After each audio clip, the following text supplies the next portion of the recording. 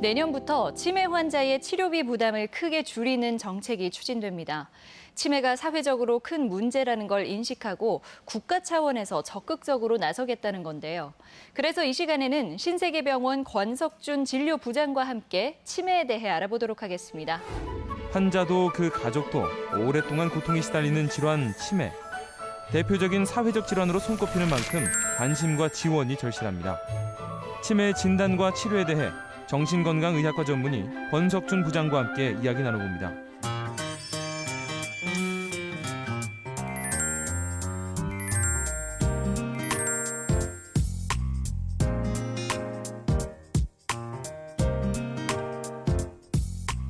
안녕하세요. 안녕하세요. 네. 우리가 사실 흔히 치매라고 부르는 게 알츠하이머병일 때가 많잖아요. 예. 이렇게 치매와 알츠하이머병, 용어가 어떻게 다른가요? 예, 알츠하이머병은 치매를 유발하는 가장 흔한 질환입니다. 예. 그래서 일반적으로 치매를 일컫는 말처럼 통용되고 있는데요. 전체 치매 환자의 3분의 2가 알츠하이머병에 의한 치매입니다. 예. 알츠하이머병의 명칭은 1907년 그 최초로 보고한 독일 의사 알로이스 알츠하이머 이름을 따서 명명되었는데요. 네. 예, 그 퇴행성 뇌질환의 하나이며 가장 두드러진 증상이 치매 증상입니다. 알츠하이머 병의 경과는 다양한데요. 서서히 진행되고 그다음에 증상 발현부터 진단받는 때까지 한 2에서 3년, 평균 2.5년 정도가 걸립니다. 네. 그리고 점진적으로 악화되는데요. 예, 총 유병 기간은 9에서 12년으로 환자나 가족들에게 매우 고통스러운 시간입니다. 그렇죠. 그 주변에 보면은 알츠하이머병이 여성에게서 더 많이 나타나는 것 같던데 실제로는 어떤지요? 알츠하이머병의 주요 위험 인자는 그 나이가 많은 게 이제 주요 위험 인자인데요. 네. 85세가 되면 유병률이 47%로 2명 중에 1명이 치매 환자입니다. 네. 여성이 남성보다 이제 치매가 2~3배 그 유병률이 높은데요. 그 이유는 여성이 오래 살지 않습니까? 예. 그리고 또 이제 여성은 이제 폐경기 이후에 그 에스트로겐이라는 그 여성 호르몬이 급격히 감소합니다. 네. 이제 에스트로겐이라는 여성 호르몬이 하는 역할이 이제 뇌 신경세포를 보호하는 기능을 하거든요. 그런데 이제 폐경기 이후에 에스트로겐이 부족해지면서 치매 발병률이 높아집니다. 그래 실제로 알츠하이머병에서 유전적인 요인이 직접 질병을 일으키는 비율은 극히 드뭅니다. 한 2에서 3%밖에 안 됩니다. 예. 알츠하이머병을 일으키는 주요 원인에 대해서도 이야기를 해주셨는데요. 그러면 이번에는 치매에 대해서 이야기를 해볼게요. 치매는 어떤 질환인가요? 예, 치매란 정상적으로 이제 생활하던 사람이 이제 뇌손상으로 인해 인지기능 저하가 생기고 이것 때문에 일상생활이나 사회생활에 하는데 지장이 있는 경우를 말합니다. 예. 이게 한 가지 병에 의해서 생기는 게 아니라 뇌에 발생하는 다양한 질환에 의해 생기는 하나의 증후군입니다. 실제로 이제 치매를 일으키는 질환들이 한 70에서 90가지 정도 된다고 얘기를 하고 있거든요. 네네. 치매를 일으키는 질환들 중에서 대표적인 질환들이 이제 퇴행성 뇌질환, 혈관성 질환, 대사성 질환, 내분비 질환 등이 있습니다. 그 중에서도 가장 흔하고 대표적인 게 알츠하이머병이고요. 그다음에 이제 그 퇴행성 질환 중에 대표적인 게 전두축두엽 치매, 파킨슨병 치매, 누이소체 치매 등이 있습니다. 과거에는 치매를 망령, 노망이라고 부르면서 나이 들면서 생기는 그 증상으로 생각했는데요. 의학이 발전하면서 병적인 현상으로 밝혀졌습니다. 예. 일반적으로 노화에 의한 인지기능 장애는 일상생활에 지장이 없습니다. 네.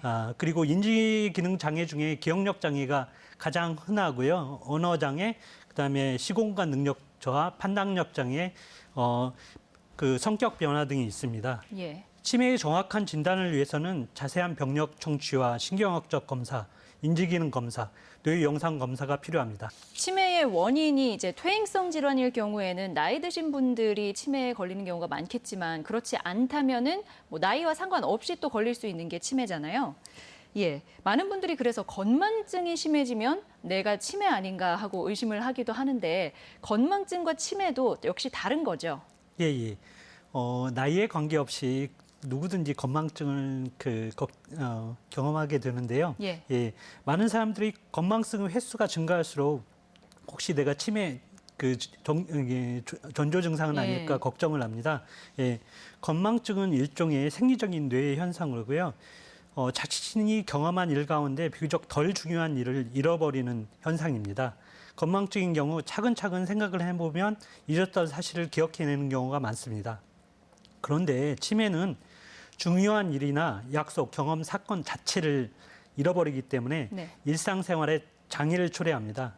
그러니까 자녀분이 어제 이제 용돈을 드렸다고 했을 때 그 용돈 어디다 뒀는지 물어볼 때 이제 네가 나한테 언제 용돈을 줬냐고 하시면 이제 치매일 가능성이 많고요. 예. 잘 생각해서 기억을 하면 건망증일 가능성이 많죠. 예. 예. 냉장고 안을 열었을 때 이제 그 안에 TV 리모컨이 있으면 그러면서 치매. 건망증이죠. 자기가 이제 TV 그러면서 내가 TV 리모컨을 냉장고에 안에 넣어놨지 그렇게 생각하면 네. 그 건망증이고 예. 누가 리모컨을 냉장고 안에 넣어놨냐고 화를 내면 네. 치매일 가능성이 많습니다. 그러니까 본인이 그런 행동을 했다는 거 사실 자체를 잃어버리면 이제 그게 치매라는 거죠. 예. 치매에 의한 건망증은 가끔 발생하는 증상이 아니고요. 예. 지속적이고 점차 강도가 심해집니다. 그러니까 그 방향 감각을 상실해서 이제 길을 잃거나 심한 경우에 집에서 화장실을 찾지 못하는 경우도 있습니다. 그리고 옷을 입는 것, 세수하는 것, 목욕하는 것도 잊어버리고 결국에는 가족들도 그리고 환자 얼굴도 잃어버리게 됩니다. 예. 예. 그렇다고 이제 건망증을 마냥 안심해서도 안 됩니다. 기억 장애만 있고 다른 장애가 없는 경우를 경도 인지 장애라고 하는데요. 네. 예. 이런 사람들 중에 매년 15에서 20%가 치매로 진행됩니다. 그래서 계속적인 관찰이 필요하고 이는 그 정상 노인이 매년 1에서 2%로 치매로 진행된 것보다 훨씬 높습니다. 그렇네요. 그러니까 건망증이 심하다면은 이제 주의를 좀 기울일 필요가 있어 보이는데 치매 초기에는 또 가족들이 구분하기가 어렵다고 하잖아요. 구분하는데 시간도 오래 걸린다고 하고 어떻게 진단할 수 있나요? 예. 치매 진단을 위해서는 이제 첫 번째로 자세한 병력 조사를 하는데요. 네. 환자에 대해서 가장 잘 알고 있는 보호자의 보고를 통해서 이제 그 진단을 내리게 됩니다. 아울러 이제 신체 검사, 정신 상태 검사 등을 같이 하게 됩니다. 네. 그리고 신경 심리 검사를 통해서 자세한 인지 기능 그 장애를 평가할 수 있고요.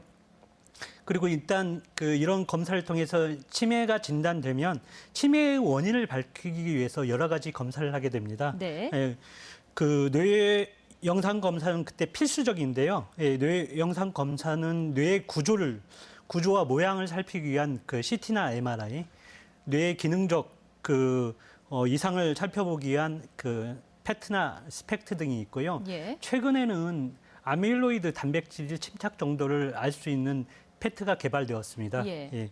그리고 혈액 검사, 뇌파 검사, 갑상선 기능 검사, 그 소변 검사, 그 아포이 형질 유전자 검사 등이 실시하게 됩니다. 예. 이를 통해서 치매의 원인을 알 수 있고 적절한 치료를 받게 됩니다. 그 원인에 따라서 치료하는 방법도 다 다른가요? 예, 그 진단을 통해서 원인이 정확히 밝혀지면 그 원인에 따라 치료를 하게 되는데요. 알츠하이머병의 치료 약물에는 인지 기능 저하에 사용되는 아세틸콜린 분해 효소 억제제와 그다음에 글루타메이트에 의한 세포 독성을 막아주는 NMDA 수용체 그 기량제가 있습니다. 네. 현재 사용하는 치매 약물은 엄격히 말하면 인지 기능 저하되는 속도를 늦추는 약물입니다. 예. 이런 약물 치료를 통해서 병의 진행을 근본적으로 막지는 못하지만 질병의 경과를 2년 정도 늦출 수 있습니다. 네. 혈관성 치매는 혈관성 위험인자, 당뇨, 고혈압, 고지혈증, 비만, 흡연 등을 치료하고요. 그다음에 이제 아스피린이나 와파린 같은 피가 굳는 걸 막아주는 약을 통해서 뇌경색의 재발을 막을 수 있습니다. 그리고 실제로 이제 그 혈관성 치매에서도 아세틸콜린 분해 효소 억제제나 NMDA 수용체 기량제를 사용해서 어느 정도 인지 기능 개선을 가져올 수 있습니다. 예. 근데 실제로 보호자들이 가장 힘들어하는 증상은 인지 기능 장애가 아니라 보호자들이 그 정신행동 증상, 그러니까 환각, 의처증, 망상, 불안, 우울, 배회 등 그런 증상들이 보호자들을 실제로 힘들게 합니다. 그래서 이제 적절한 정신과 약물을 사용하면 어느 정도 조절을 할 수 있고 증상 호전을 보일 수 있습니다. 근데 알츠하이머병의 치료를 이야기해 주실 때 이제 약물을 복용하지만 이게 알츠하이머병의 진행 속도를 늦춰주는 거라고 이야기하셨잖아요. 예. 그러면은 우리가 생각할 때는 그럼 이건 불치병이다. 치료를 해봤자 뭐 날 수가 없다 이렇게 생각도 되는데 치매의 종류 중 10에서 15%는 치료가 가능합니다. 완치가 가능한 그 치매에는 정상압 수두증, 알코올과 관련된 치매, 갑상선 기능 저하증, 비타민 결핍증, 만성 감염성 질환, 경막하 혈종, 우울증 등이 있습니다. 예.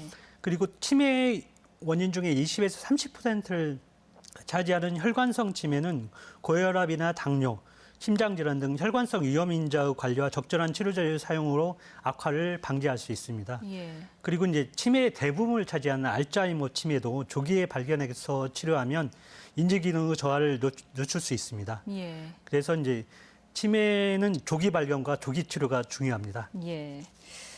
치매를 예방하려면 또 어떻게 해야 되는지 한 말씀 해주시겠어요?